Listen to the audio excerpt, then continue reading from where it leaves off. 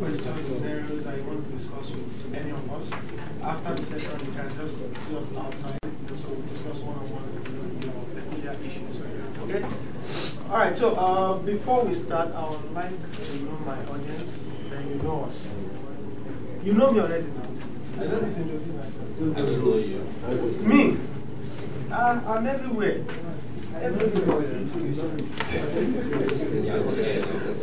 All right, I'm just kidding. So, welcome you to this session. This is protecting your users and infrastructure. Okay, so when we talk about protecting your users and infrastructure, it's cut across all space: public cloud, private cloud, hosted cloud, whatever platform you are. Alright, so before we go into that, we introduce ourselves. So this is how it's going to go. We introduce ourselves, then we would like to know our audience. We want to have a personal experience with you guys. Alright. So my name is OLorunday. I've been in IT for just 2 months. So I don't know too many things. So I'm just going to be sitting here as an adult, behind my guys when they talk.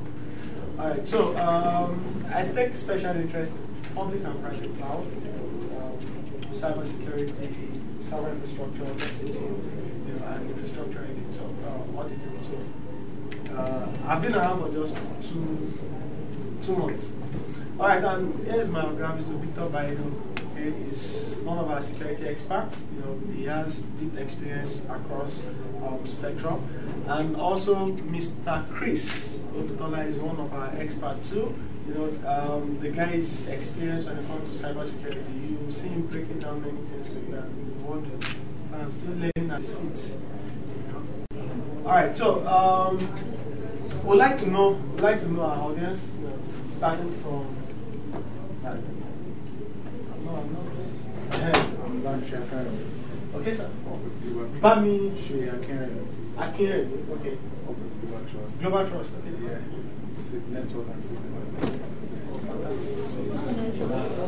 My name is Samuel Kode. I work with Samuel public insurance field. Enterprise solutions. Enterprise solutions. No. Before we continue, I'm only from road to road.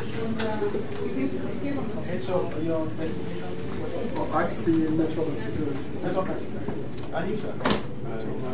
My name is Moses Ayodele. Lotus Capital Limited, and I'm the assistant manager. Oh, okay. So you've been interacting with our Mark, right? Yeah. Has it been fantastic? It's been All right, sir. Okay, my name is Joshua Sunday. I work at Technology. I'm the head of network. Head of networks. And sir? OLorunday. I'm from Stanford Insurance from the Seattle. Welcome, sir. So everybody, I work with Charter Institute of Stockbrokers at the IT Manager. I'm not John Conjunction, Law Union and Corporations, PLC. I've not seen your face before. Oh, okay,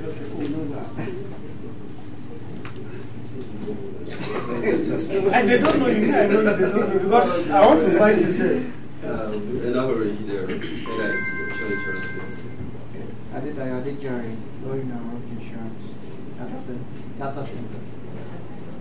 I mean Lambo, Creambo Construction, etc. Lego, Financial Insurance, Olamide Albifa, from Secure Technology Limited, CEO. And you, sir? I'm Steve, Capital Bank of PLC, application doesn't speak. Fantastic. So I love the mix of the audience. We have the IT CIO, we have the network and security guy, we have the endpoint guy, the enterprise. So please don't ask me questions I can't answer. This is as much as Sir, I'm sorry, we started this way, so I'm sorry.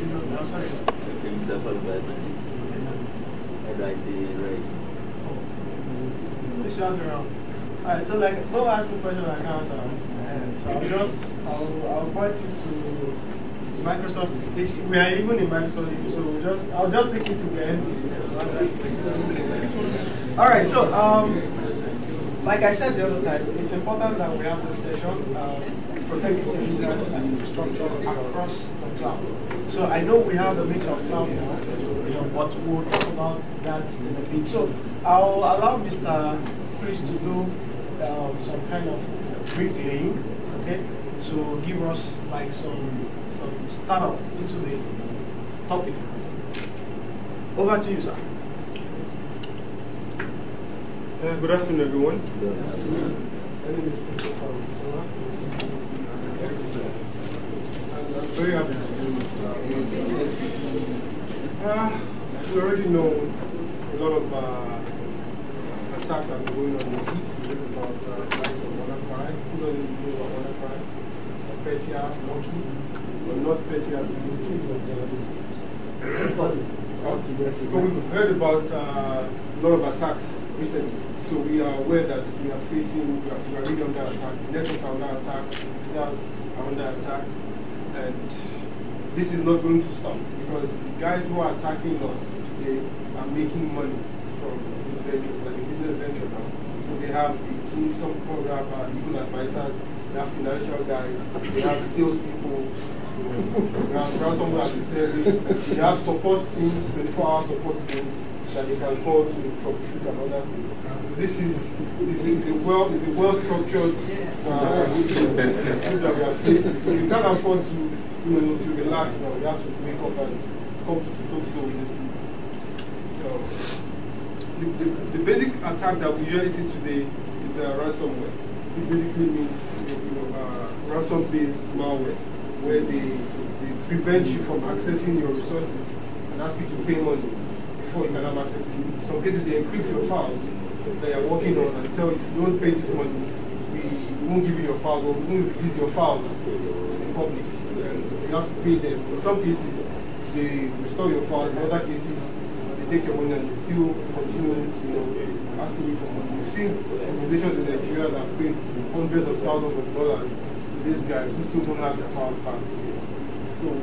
So in this course, we'll learn how these guys work, why they are still in business, and what we can do to protect ourselves and our users from falling into their hands.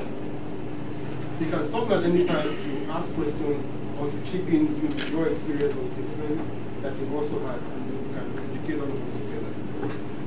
So there are four basic points that are increasing pressure on IT security. The first one is the ever-expanding attack surface. An average user today has about 3 mobile devices. You have a laptop, you have a phone. So we have tablets where we read and do all the shopping that we do. So we have an ever-increasing attack surface today, and these devices are Wi-Fi devices that are connected to the internet. I don't know if you heard about the WPA2 issue lately. WPA2 used to be the most secure, authentication protocol out there. But little did we know that there was still some, shortfall about that. So there's no system that is actually 100% secure. It's just a matter of time before someone finds a vulnerability and look and exploit it.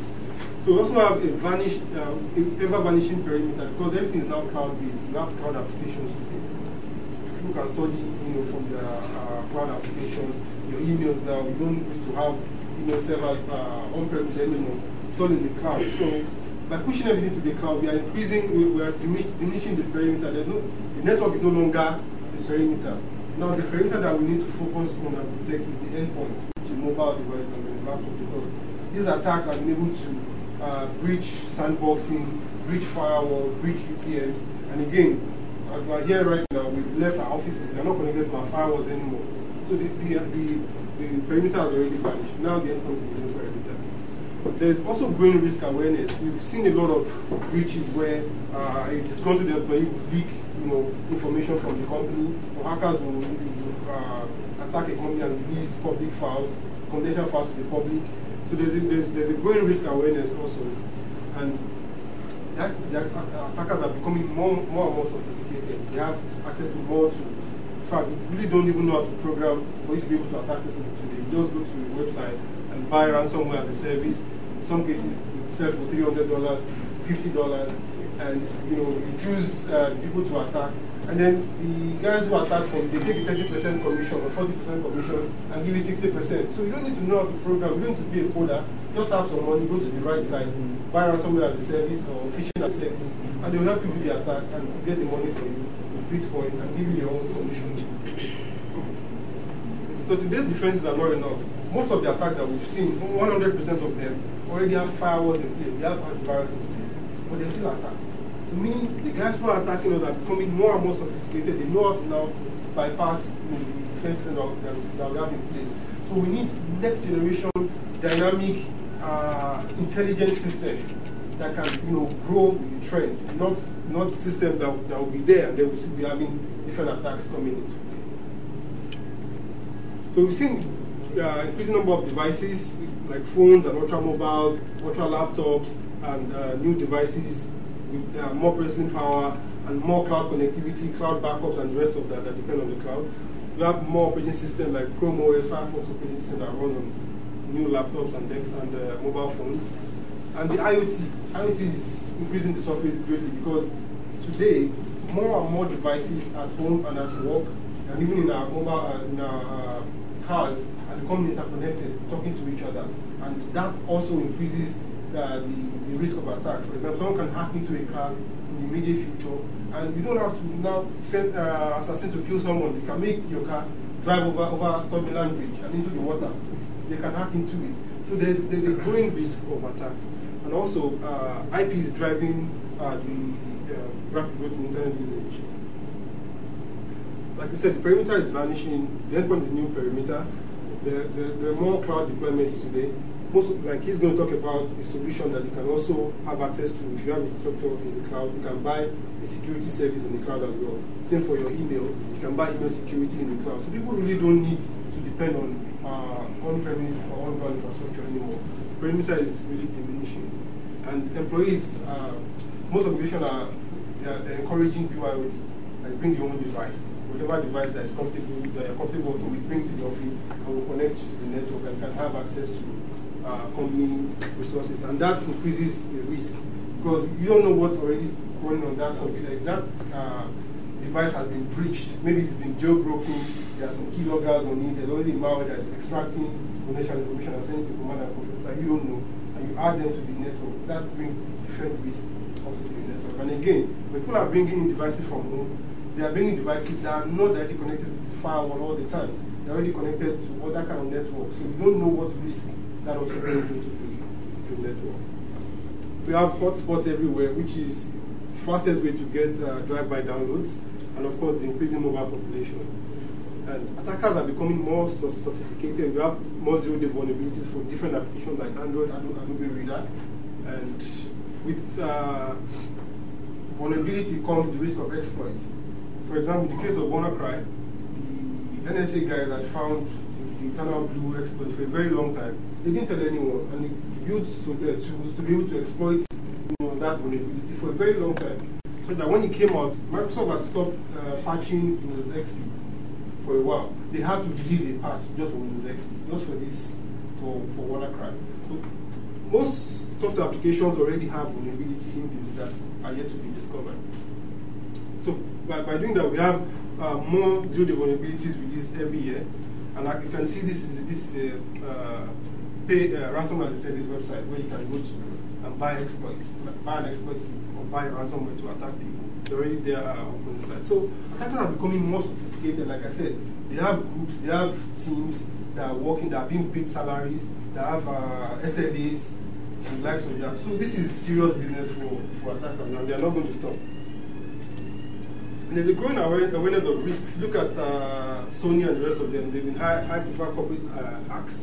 They're personal hacks where they actually target CEOs, CFOs, CIOs. We call that whaling. They go for executives who can pay a lot of money instead of wasting their time on small people like us. They go for the executive and they can hold on to their data and get money from them. And there's erosion of trust with crazy leaks everywhere. You see places where they leak celebrity photos.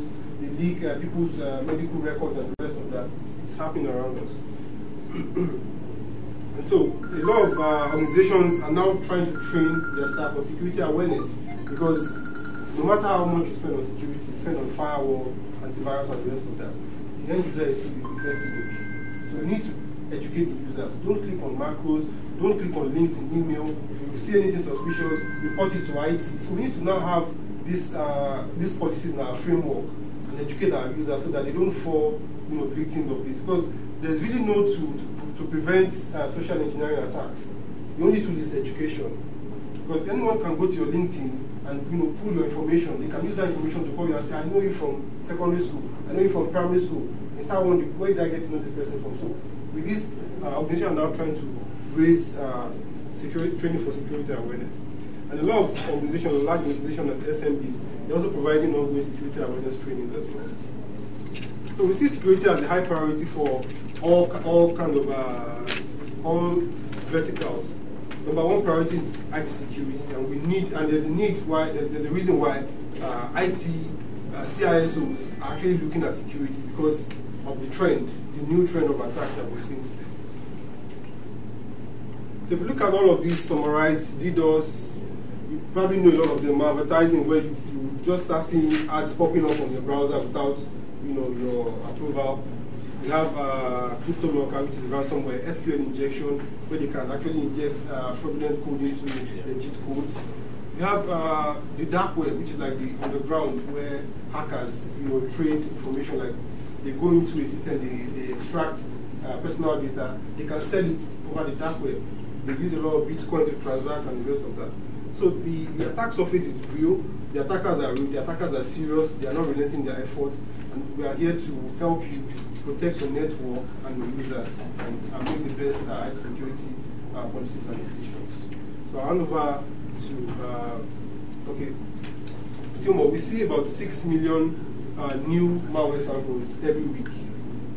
So it's very difficult for you to create antivirus updates, 6 million updates every week, updating your antivirus every week.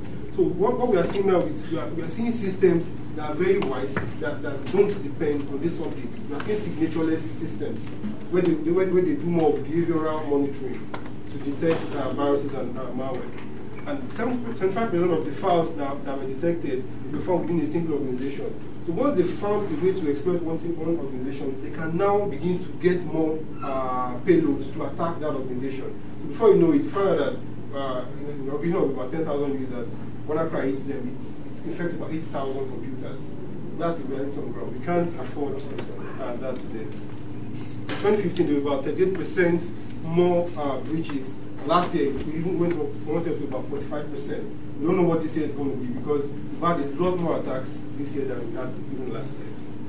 And 40% of data breaches affected organizations with less than 1,000 employees. The reason is very simple. Most of us don't have dedicated IT security teams. You have one person or one team that does everything: database, web design, backup, cloud storage, and security. So they're not really focused on security, and that's why we usually have this kind of attacks. So the solution we present to you today is a solution that will help the IT admin to be able to see a lot of things from the dashboard, be able to create policies, monitor, pull reports, do root cause analysis, and the rest of that from a single dashboard. So that will ease the load on IT teams that have less than 1,000 users, where you don't have a full dedicated IT security personnel. So we have a solution that can do most of the IT security work for you, where all you do is just reporting and monitoring. So I'll hand over to Victor. Okay. Thank you very much, Mr. Chris. All right, so we've seen the trends of attacks. We've read news. Most of us, we know all these things, but it's important to understand how to prevent, how to react, and all that. All right, so today, like you mentioned, social engineering, macros, zero-day exploits, inline memory attacks, and all that, even kernel level attacks. So they don't longer execute on your storage; they hide in your RAM, where you can't discover them. All right, so looking at the protection across cloud, I would like to ask questions at this point. How many of us run hosted cloud? Hosted. Do I need to break it down? Do we understand? You're on hosted cloud. Okay? Public cloud? Azure, AWS. Okay, fantastic. Private cloud, everybody. All right, so. All right, so private. Yes, sir. I want to differentiate between the private cloud and the state cloud. Okay. Anyway, for a private cloud, it means that you have your infrastructure running within your premise, okay, from ground to top. You know, from your servers down to your network. You know, either you are running a software-defined network or hardware-based and all that. And your servers are sitting behind that network, fully protected and all that. Maybe not protected. Anyway. So, if you're running a public cloud, it means that you subscribe to a service in the public cloud, which major corporations offer. That's Microsoft, AWS, Google, you know, and the rest. Then, when you have a hosted cloud scenario, how many of us know Rackspace? Rackspace? No Rackspace. Okay, fantastic. GoDaddy. You all know GoDaddy? You know? Say again? Bluehost and all that. So, with those kind of providers, you have what we call the hosted cloud. You know, when you have hosted exchange, you know, and all of that services. You might even be running your hardware. You have access to your iDRAC. You know, if you are running Dell servers on cloud, or your IO for HP to manage your servers from RAID configuration down to the applications that run on top of it. Okay. And when you are running the hybrid cloud, it means that you are leveraging both the public and the private, and you have data flying across the two sites. Okay, so we're cool, right? All right. So my question is this: for we that we run hosted cloud, how do we protect users, data, infrastructure?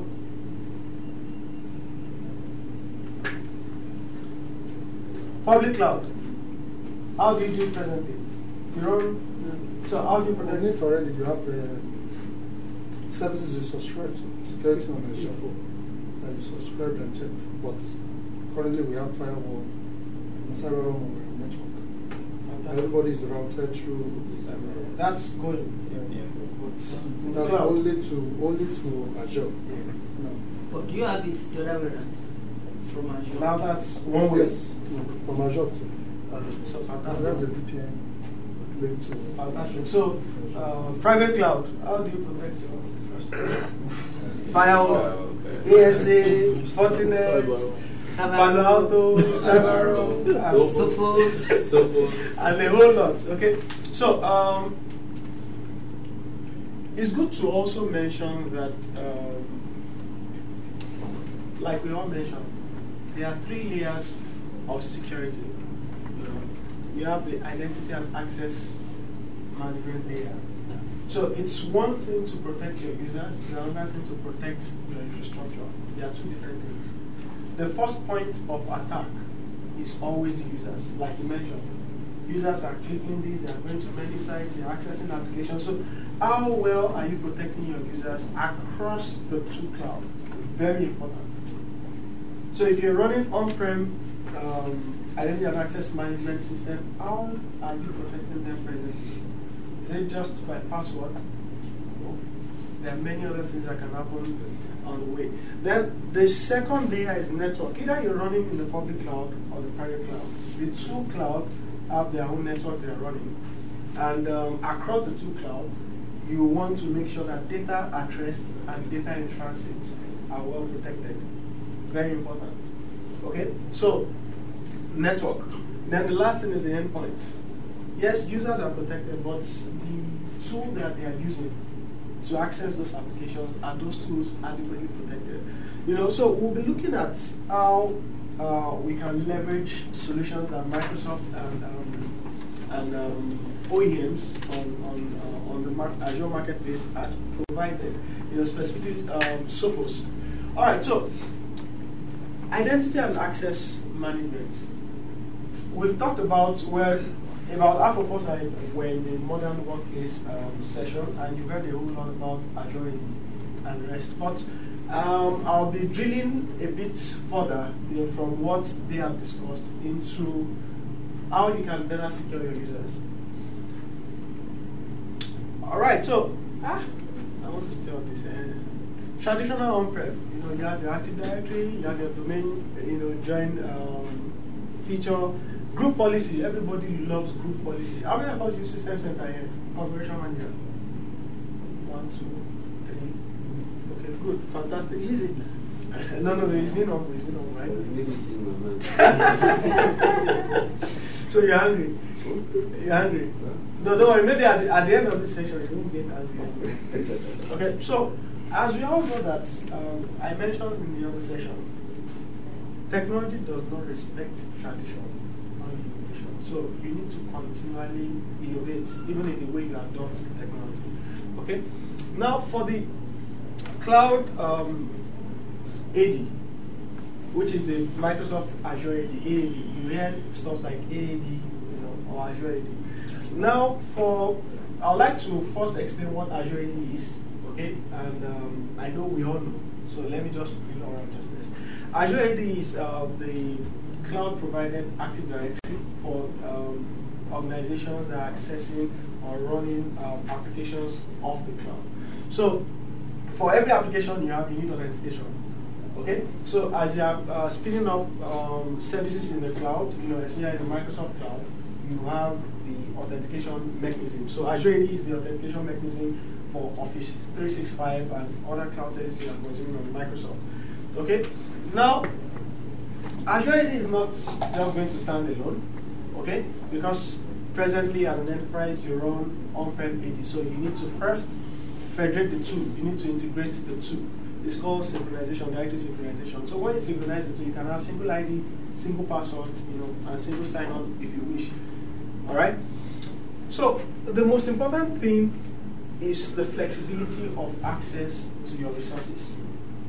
As we all know, users are dynamic these days. They travel outside the country, outside the states, outside the perimeter, and you want to make sure that even if they're outside, they're able to access resources, and you don't want to diminish, you don't want to tone down your security.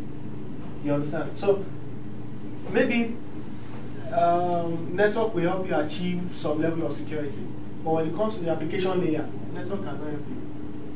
You still need to provide security to that. So Azure AD Join offers Windows 10 clients, the opportunity to join Azure AD directly. So when they are bounded to the cloud, you can set policies, from the cloud. I'll show you the kind of policies you can configure and how they can benefit, the organization.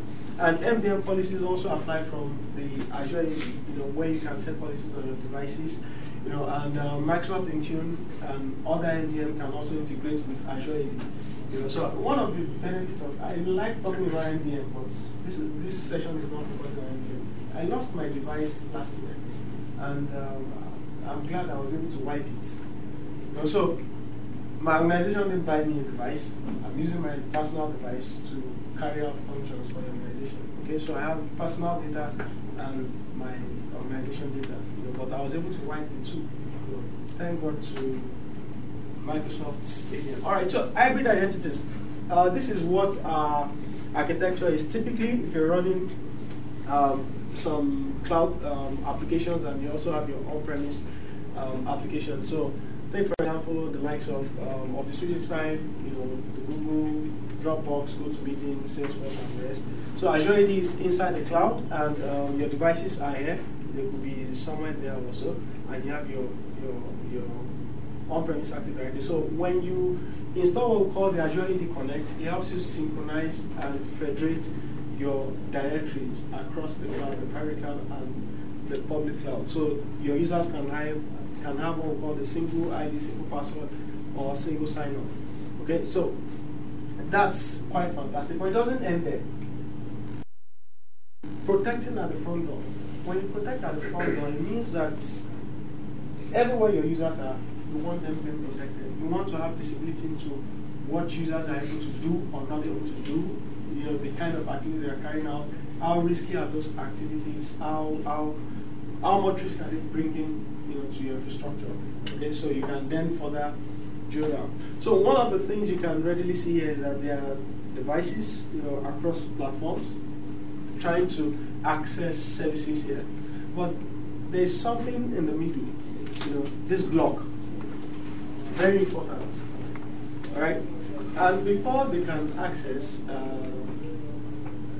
you can also set policies for MFA, multi-factor authentication. So you want to have users being double sure. You want to be double sure that it's the user that wants to log in that is the right user. So MFA helps you solve that. Multi-factor authentication helps you solve that. So you can request for code in your email, your phone, however you want it. It gives you the MFA code, and you're able to log in. But when you put in the MFA code, it doesn't just end there. So take, for example, I'm familiar with the IPs from where my users log in from. So how do I lock access down to IP range? Okay, so you can lock access to your cloud applications down to IP range. Not just cloud, even on-prem. Because the moment you federate your domain, then it comes across to you. So you can lock down and say users from this location should not be able to log into my application. My users don't go anywhere. This is where they come from. You know the IP of your ND's modem. You know how you connect and all that. But now, for the sake of flexibility, because sometimes they travel out and you don't know, they travel out and you probably don't have visibility into the type of IP that is browsing from. So you might not want to log down on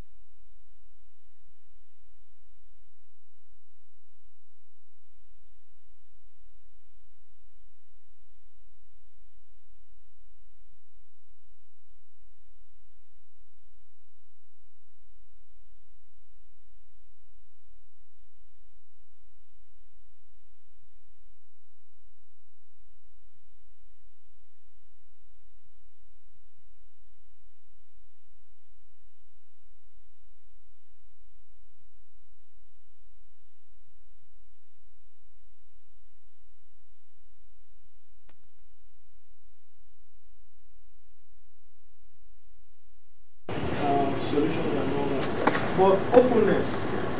Azure is fast to more open. AWS.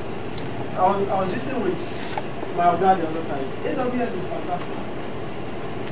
But are you attending the hybrid cloud session? We are also going to be sharing something on the hybrid cloud. The only true consistent hybrid cloud we have is from Microsoft. I'm not talking about hosted cloud. I'm talking about true hybrid cloud. And what true hybrid cloud means is that from here to here, we have solutions that can move across board. Billing and all that is seamless. The solution is, is fantastic. Scaling, flexibility, a whole lot. So the crux of this message is that Microsoft has partnered with different OEMs where you can run their applications, their solutions in the cloud, and you pay as you use. You use for 1 day, you pay for 1 day. You use for 2 days, you pay for 2 days. There's no, I pay for license, I'm paying licenses. No, it's as you use, pay as you go. Okay? All right, so why Sophos? Sophos is one of the leading security solutions or security company in the space presently. You'll find Sophos across all the quadrants, playing in endpoint, playing in firewall, and all that, email security and the rest. So, for Sophos, in this part of the world, many of us have to use Sophos on-premise or cyber. We've tested Sophos solutions across board, and it gives a seamless experience. It gives a seamless experience when it comes to protecting your infrastructure in the cloud. Now, in the Sophos realm, like all the things you have on-prem, Sophos can give you the firewall function, AV. You mentioned ATP the other time, and at the other class you mentioned ATP. Advanced threat protection is very important. You can't escape it. So if you have advanced threat protection on-prem and you don't have you have infrastructure running in the cloud, then it's not holistic, as it were. Okay? IPS, web proxy, app control, WAF. Who can tell? What is WAF? Who can tell me what WAF is? WAF. Publishing web application. Fantastic. Are you sure? You should be doing the presentation, right? All right. So WAF, web application firewall. Most of us would think is the web app filtering, application filtering. No, this is web application firewall that protects your applications, within your perimeter against things like SQL injection that you mentioned and a whole lot. So it's fantastic. It gives email protection. Much more than what you have on-prem. There's email protection, as I said, like you can use in conjunction with EOP, Exchange Online Protection. Very, very fantastic. Good reporting, and cloud management. All right, so this is what if you're running your infrastructure in the cloud, okay, you're running infrastructure as a service in the cloud. You need what we call the VPN, virtual private network, to your on-prem. So because you want to have a secure tunnel where you exchange data, okay? So when you do that, this is what you get typically. This is your on-premise network. Then within your premise you have a gateway at your perimeter, a VPN device. Gateway is available for users here, and we have hub and spoke topology. So if my network, this VPN that I've established from here to here, if it fails, how do I make sure that I can route this guy to the cloud? Very important. So availability is also one of the things you sign up for when you sign up for the cloud. So how do you ensure availability, in the cloud, and at the same time have the level of protection? This is what Sophos can achieve for you. And if you have what we call the access points, the Sophos access points within your premise, you can manage them using either of these boxes. Even Sophos in the cloud can help you manage your APs. Okay? And it offers some level of synchronized security also across your infrastructure. All right, so this is what the NSS lab is saying. Not Sophos. You can go on online. Good afternoon, sir. You're welcome. All right, so you can go, online and check out all these reports. Okay. So one of the things Microsoft is also doing is one of the things that drove you to the cloud. One of them is compliance. Okay. One of them is standardization. So Microsoft will never partner with any OEM that does not have reputation, that is not of good reputation. Okay. So Sophos is of good reputation, and Microsoft is an holistic security company. Across all the quadrants, from endpoints down to firewall, they play in all those spaces, and you find them in the leaders quadrant. Do the same for other OEMs. You don't get to see that. You have the internet, you have your computer, so you can Google that. So the next thing is the endpoint protection. So at this point, I'll leave this endpoint security person to take us through. Okay. So thank you very much, Mr. Olawale. Before we continue, I would actually like to ask us a question. All along, we're talking about different kind of threats that are actually emanating these days. The likes of ransomware, I want to ask, is ransomware related? Is it real? It's when you are attacked that you know that it's So I need somebody probably that have the experience. If you have the experience, You have the experience. You know that. We will not tell you. when your GMD data is locked somewhere, they are asking you for money. Okay, so I love to call them. You just take your bag and run. Okay, I love to call them kidnappers. Yes. Because if you look at it, that's how it works. And funniest thing is that sometimes because of the gravity of what has been taken, you cannot let go. So you now want to pay the ransom. So even after paying this ransom, you are still unable to get your data back. That's double loss. So in all of this, and from what my other colleague, what they rightly said, they also mentioned, if you notice it, pointing at the fact that there is a single solution that you can say is giving you 100%, security. So it now depends on the value you place on your infrastructure and the resources or data and information you have in the environment. That is what will actually prepare you to either go, a step further. Then one of my colleagues also said something the other time that these days we'll have, the likes of Verizon where we have them running an enterprise environment. Just this, their structure, they have different departments, they have different policies, and they are working 24/7 to ensure that they actually provide their service, at optimum level. That's the same way that we'll have ransomware running today. So in that case, we're now left with no other option than to also position our environment to be able to, be ahead of those hackers and attackers. So that is why we'll be like, I can tell you what Sophos can actually do and how it can actually protect your environment. Especially, most importantly, I'm sure every one of us will have one protection running in our environment, one protection or the other running currently in our environment. So the question will now be, are you saying I should remove my endpoint protection? Well, not necessarily.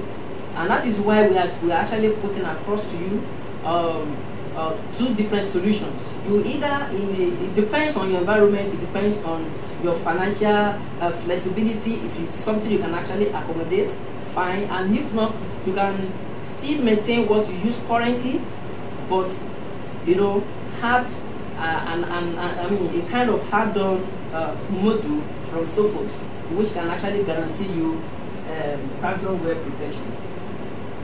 Okay, so generally we say we have endpoint security which has reached a tipping point. Attackers are from within the perimeters, delivers using software exploits, ransomware issues, all of these, summarizing, talking about those things I've actually mentioned. But you also realize that one of my colleagues, they mentioned the fact that the perimeters are actually vanishing. and the likes of, for some of us that are in the other sections, where you talk about Azure AD joining. So what that means is that you can typically run your organization without any infrastructure. So before now, it has not been able, it has not been possible for you to actually be able to authenticate to your custom domain without you connecting directly to your on-premise Active Directory. But these days with Azure AD Connect, it has been possible, especially for some of us that are running Windows 10 environments. So what I'm saying basically is that today, Microsoft has actually made this possible for any environment to run all their infrastructure off their environment, all their perimeter. So which means that whether you are even running it within, whether you still have your infrastructure in your environment or everything is on the cloud, whichever cloud that we are talking about now, a public cloud, you can actually be able to authenticate, authenticate using the Azure AD. So in that case, it means that you are not at those period of time connecting to your perimeter. So there is no level of protection that you have in your environment that you are taking along. So that now make your endpoint devices, talking about your system, your laptop, mobile phones, and the rest of it, all of them are now exposed, to threats. Okay, now our traditional antivirus that we have in our environment, in some of our environments, or some of the traditional antivirus that we have, is something of this nature that is unable to actually give us protection against advanced malware, the likes of a ransomware, then limited visibility. We don't even know what is happening. It's just like a Yoruba adage that states that when an elderly man, when a child, when he fell, what does he do? He looks at the front and continue. So that means that you actually you are actually liable to make the same mistake over and over again. But the elderly man will do what? Will look at the back to actually investigate what has happened in order to be able to make provision. To be able to make a protection, and forecast. So, which means that having visibility to what is happening in your environment will give you, the such infections in your environment. Then 0-day exploits, that's actually the order of the day. Like I will tell you, almost every antivirus provider, so security software provider these days will tell you they have protection against ransomware. Are we together? Yeah.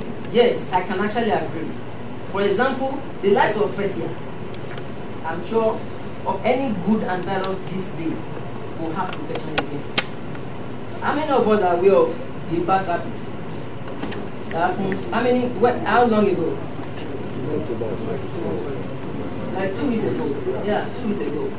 So, the day that it happens, if your environment should be part of their target, I will tell you that it will be hit. Ordinarily, even with your antivirus protections, with most of the antivirus. Okay. Now, this is Sophos. Ordinarily, okay, don't let me just spend much time here.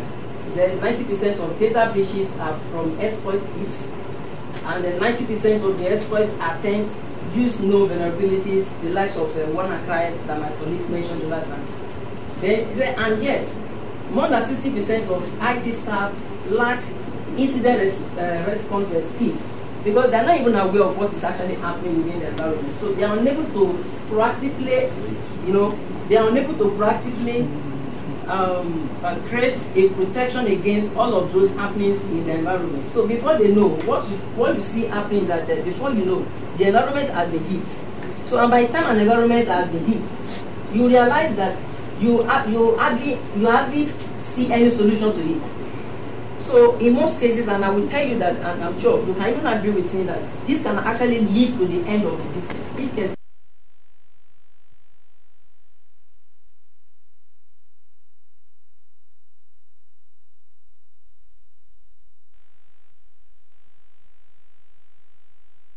we talk about the prevention. That is to say, you prevent it before it hits your device or before it even run on your device. Then we have detection. That is able to also detect it. Then the response. So we can see the three main areas are also part of what SOFO is actually bringing on board. So look at it. Those three areas that the traditional antivirus providers or security software providers are actually lacking. Look at the solution that SOFO is actually bringing on board. So for advanced malware, we have the likes of anti-ransomware, like I mentioned the other time.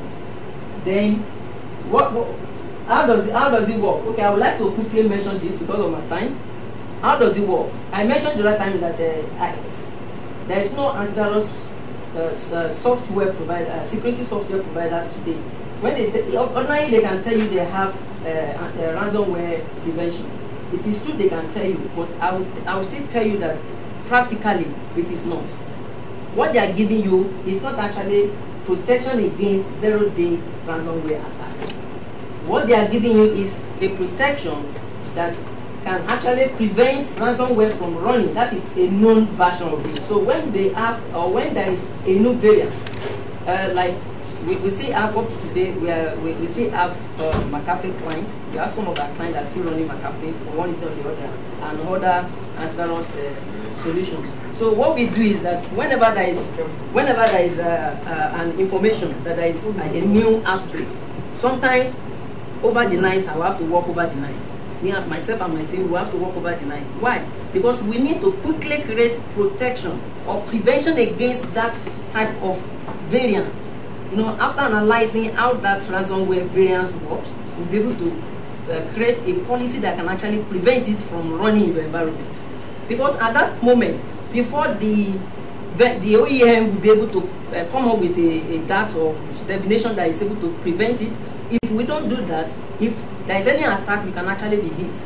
But you cannot see, using SOFOs in all our SOFOs customers, we can only send them mail that, okay, we are aware that this is actually happening, but you are protected. So why and how? I will just tell you in a layman way. I said the other time, no antivirus is able to actually detect it when it's happening. So, but the way SOFOs is doing it is to actually create like a backup copy of your file, a backup state of your file. So whenever there is, you know, what ransomware does in them is basically is to encrypt file. So whenever that task or activity starts, so he understands it. So immediately he's able to actually hurt it. But mind you, some file, it's possible that some file has been encrypted. But because he actually have a state backup of it and doesn't use shadow copy, because ransomware will also affect your shadow copy. That is why you are unable to restore from a backup or whichever other backup solution you are using. So, but what it does is that it actually saves the state with a private key. So, which is able to actually decrypt it without your intervention. It will decrypt it and restore the state of your files to their normal state. So, it's only the administrator that will receive an alert that a particular system, you know, has been hit. Then we tell you what and what you can actually do. I mean, what and what has been happening, and how it has prevented such from happening in the environment. Then we also have the anti-exploit to prevent against zero-day exploit. Then the last one is root cause analysis. Briefly, let's say for example, by the time we'll have such occurrence like I just mentioned in our environment. So what root cause analysis does is to give you a holistic overview of what has happened. It will tell you how it actually comes in, from which user, from which system. So, and what IP has he, or what other users has it made connection to. So it will give you holistically. It will give you in different, you have it in 3 different formats. You're going to see the first one of it, which is going to give you a statistic overview of the occurrence. So from there, you'll be able to actually locate this system that have connection to it. You know, you'll be able to know how to make a decisive effort to ensure that that doesn't happen any longer in the environment. Then we also have an overview, a graphical overview that will give you what to do next. basically what we do next. That's anti-ransomware. Now, there is the component inside Sophos solution that is actually giving us that level of protection. CryptoGuard. And that is why we call it, intercepting ransomware. So it intercepts ransomware in your environment. So and what it does basically is just to monitor the files. If suspicious file changes are detected, then file copies are created. That is just basically what I just mentioned. Then attack detection. Malicious process is stopped and we investigate the process history. Then also rollback initiated. That's what I just said. This is actually telling us that we will be able to actually run a forensic feasibility review of the happening. Then there is this is the root cause analysis that is giving you an overview of what has happened and what next to do. What happened? We give you in this format 3 categories. What happened? We give you all of them, the threat, the registry level, the type of file. In addition, we also give you the type. We'll be able to categorize the type of files that has been affected. Are they business files? If they are business related files, we'll tell you the number of those files. So they are actually very holistically simple to approach. Then what is at risk? Are there any business files that have been affected or infected? Then any adjacent devices, that is any other devices or users that have connection to it. Then future prevention. How do you prevent this from happening in the future? Then recommendations. You see the recommendations. Risk reporting of compliance, state, and the rest of it. So this is an example of a root cause analysis. This is how it looks like. You can see it's telling us now that where it's actually come from. Then you can see this as a right connection to this file, and we have 13 files here. If I click on this now, I'll be able to see the list of those 13 files. So I have here a registry file, the registry keys that make connection to it, and is a right connection. Then if I click on this one, I will have to drill down to see the list of those registry files. Then I have 136 that have read access. So from there and from here. So that's just the summary of it. So from here, you are able to know what has been infected or affected or have connection with, and what needs to be done. Then this one you're going to receive the dashboard. This is where you actually monitor whatever that is happening within your environment. You can see you will receive this on the dashboard. When you log in, you're going to see this alert. So telling you where it happens. You can see it's telling me now inside C, and we have this file. So what has happened? Update. So and the rest of it. Okay. So intercepting exploits. I've explained this, how it's able to actually intercept your exploits, as a result of it monitoring, the files, all the files running on your system. It blocks when techniques is attempted. So this will also affect if you have any legit application that is also doing encryption in the environment. Sophos will also disable it, will disallow it from working. So which means that if you have any algorithm or you have any encryption techniques or solutions that you are running in your environment and you also want to use Sophos, you actually need to exclude such applications or else Sophos will also prevent it from working. Okay, so we're now saying that my colleague made mention of different things that different solutions that Sophos is actually offering at that time. So I will tell you that all of those solutions can be managed from a single dashboard. The likes of your firewall, your wireless access point, wherever they are located in the entire world. Your email, for example, we have actually established the fact that a single protection OEM cannot actually give you 100%. So, for instance, some of us that have our hosted email services might want to actually consider these which can integrate with your email services. Then we have the web protection or our web gateway. Then we have the likes of endpoint, which is the next generation. Then we have mobile devices, we have server protection, we have encryption. most of other endpoint protection solutions, you see, most of them, what they do or what they give you is the same protection that they have for your endpoint, for your workstations. It's the same thing they also give you on the server level. But the way both of them are working are actually different. The level of or the type of patches that are always required on those systems are different.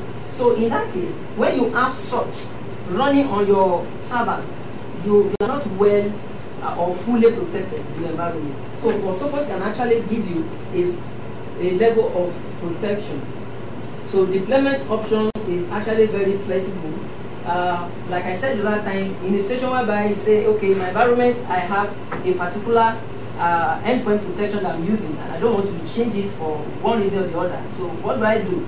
So you have this option that is to add Sophos Intercept X with your whichever other endpoint protection that you are using. For example, we have the likes of Microsoft endpoint protection. I'm sure very many of us will be aware of this, and which even come, that's another thing. Some of us, it might even be, we might have the license.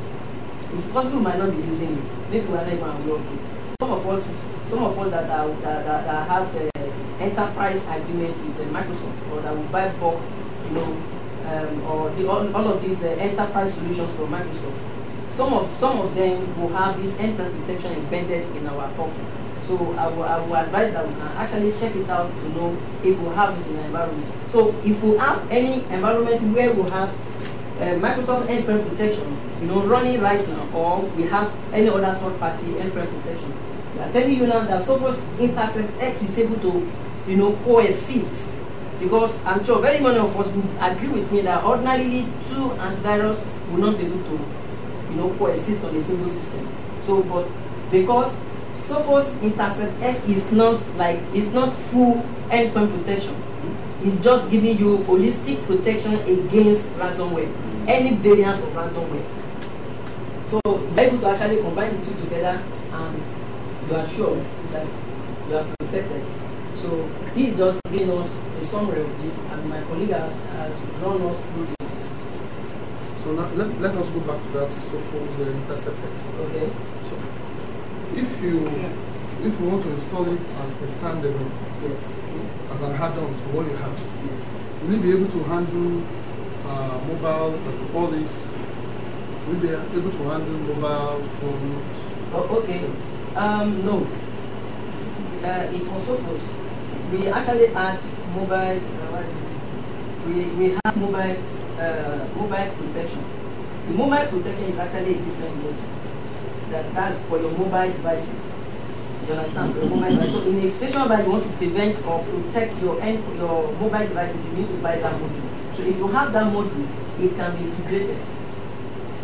You understand? So, but where I think we are coming from is how you'll be able to actually coexist Sophos Intercept with maybe other third-party application. Okay, for mobile. It's actually the same thing you said now is what we want to achieve. Okay. But we're looking at, without buying any other thing, other than this Intercept. X. Because what you want to achieve with it is for you to be able to intercept anything like ransomware exactly. within the network. Yes, that's exactly my point. You can actually integrate this Intercept X alone with your third party. Yeah, then for you to have a mobile protection, you don't buy the mobile. What if I have my mobile protection, as an endpoint before now? That you are currently using to manage your endpoint protection. No, currently using to manage mobile. To manage mobile, to manage, other end protection. Endpoint systems within the. So what we are saying is the Intercept X. Will we be able to manage those? We will be able to manage it, but it's actually licensed per user. So any system where this Intercept X is running, you are prevented and protected against any form of ransomware. I know. The same thing I'm asking. Am I going to install this on my mobile phone? No. Mobile phone. So how is it now going to manage mobile phone? Okay, you can buy. I don't want to buy your Sophos mobile protection. Mobile protection. Because I have one. No, we need to. No, I think the mobile version of Intercept X is in view. It's not out yet. Okay, so temporarily, what you can do is to buy the mobile module for Sophos. It already has what it's using. Say again. He said it already has what it's using. Yeah. So unfortunately, Intercept What X is the cannot be licensing installed. model? User credit virtual panels. It's per Is user. it per user or per node? So it is expected. For mobile users, there is a free version of Sophos mobile. So that's at least it gives you most of the features that you need. But not all. Yes. So that is to say, most of the protection that you can actually get from your third-party software, security software providers today, you can actually get it from that free version of Sophos mobile protection. That is, if you want to try that out, you can actually go to your mobile world, maybe Play Store or wherever, or your iOS. If you just type Sophos Central Protection, and you just install it in your system. So when you see the way it manages your phone, you will even be surprised that it does it.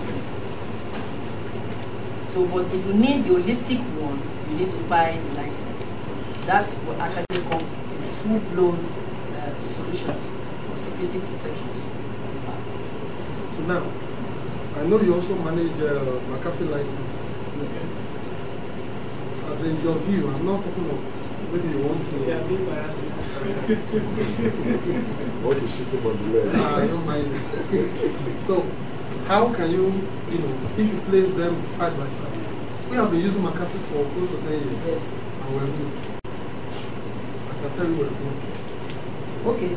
What I would So, say if is you this. place them side by side, Yes. we're just looking at CyberRoam. We're running CyberRoam now, I think close to 5 years. So, if we are going to Sophos, putting this would be a good thing. Okay. Place them side by side.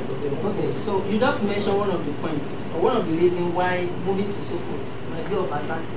Because when you run Sophos endpoint protection, not even until you run the full blow, if you are running only the intercept, you can actually still integrate the two of them together, your UTME and the endpoint, such that your endpoint is able to report to the UTM. So if there's any of the system that is compromised, right from your UTM dashboard, you'll be able to see. And from there, you can actually remediate. So it will Not be just isolated from the network. Not just seeing alone, it automatically isolates that Yes. endpoint. Without you interacting based on the policies you've set on the UTM. So if the device state is unhealthy or is compromised already, immediately by itself it isolates it. Okay, and you get some kind of alerts, then you're able to pay attention to that. Then One secondly, Victor needs to also, what Victor needs to also, what Victor is trying to say is that TACN is not replacing your application. It's adding It's additional complementing. features. Yes, I get that one yes, clear. yes. So let me finish the answer now. The second reason why I'll tell you Sophos. Before this recent outbreak of ransomware, if you ask me this same question, I will tell you my answer. You understand? But I will tell you today that when in this very generation of ransomware, you need Sophos. From that very perspective, if you are to weigh the two of them, Sophos is number one. But So both of them can run concurrently. concurrently, that is, if you are only using I know the now that intercept McAfee tools is feature also or doing, module of Sophos threat, Okay. with your third-party this application. advanced threat. Yeah, it is Prevention. actually. But you mentioned something salient when we started. For McAfee, you need to start creating a new set of policies targeted at those attacks when they break. But with Sophos, you don't need to start creating new policies. Do you understand? Because it works based on behaviors and all that. I also want to find out we use Office 365 in my organization, but once in a while I do receive some funny emails. You can get like 15 of them in all the staff emails. So yeah, and we are using CyberRoam. It's very rare. So where is this coming from? I like that. It's very, very, very rare. I was waiting. I was waiting for someone to. I was waiting for someone to actually use that. Now there's something called EOP. I'm sure you use Exchange Online Protection. He is familiar with it. EOP is fantastic. What they have, okay? With Microsoft Office 365, if you want to prevent safe links, you want to have safe links and safe attachment download, you buy the module called ATP, Advanced Threat Protection for emails. Now, for the spam you're talking about, okay, we've actually also escalated to Microsoft because EOP is now becoming insufficient, to handle those level of spam. Okay, so what we've done in some scenarios, we've not actually deployed for people, but we've conducted POC around Sophos email security, and you actually find out that. So you have that feature on this. Yes, that's the email. Yes, that's the email gateway. Yeah. So it actually helps to tackle that issue to the latter. I hope I will not be adding. I will not be adding the domain different IPs to the block list. I can't be doing that now, man. No. It's not manual. Now, is this one on the cloud? Yes, on the cloud. SG or something, right? Integrated with The Sophos email. It's a separate module. What if you want to have all the modules together? Yes, it's possible. Yeah, it's possible to have all the modules, but I will ask you, why do you want to replace some of the things you have already? Because the technology. Yes, the technology we're running. Yes, I understand. What I'm saying, if you go back to your manager and they want to buy all the modules of Sophos, they ask you what happened to the ones you bought last year. So why not just buy the modules that addresses? Let me just make this clarification. Actually, when they are selling, whenever vendors are selling cloud application, especially mail, the impression they give to manipulate, especially at the point of selling, is that the moment you get to the cloud, you are secure. You forget about that there will be spam again, like we're having on premise. Like with us, we have so that if we buy security separately, you know that you are not telling, you are not neglecting the one you have on premise.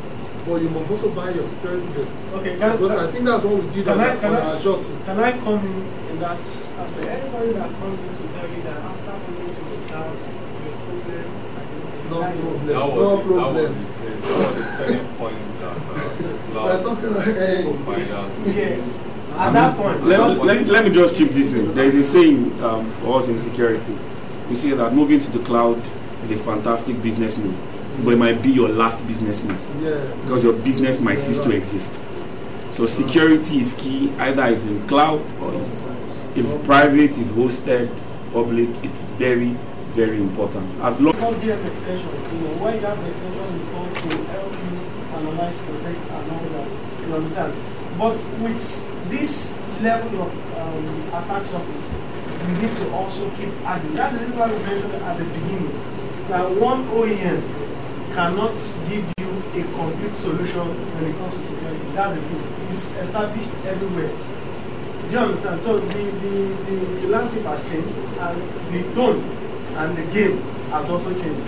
So the way we need to respond to it also needs to change. So now we need to even tell you the truth, so you know what to expect. Not to lie to you and say this is it. So we need to tell you the truth, that you need to protect them adequately. So another question now. Okay. This, I know oftentimes most of the endpoints for mail protection, whether on cloud, they concentrate more on Exchange. As a Microsoft Exchange or Office 365. But most companies are not using Office 365, they're not using Exchange. Like we use IBM.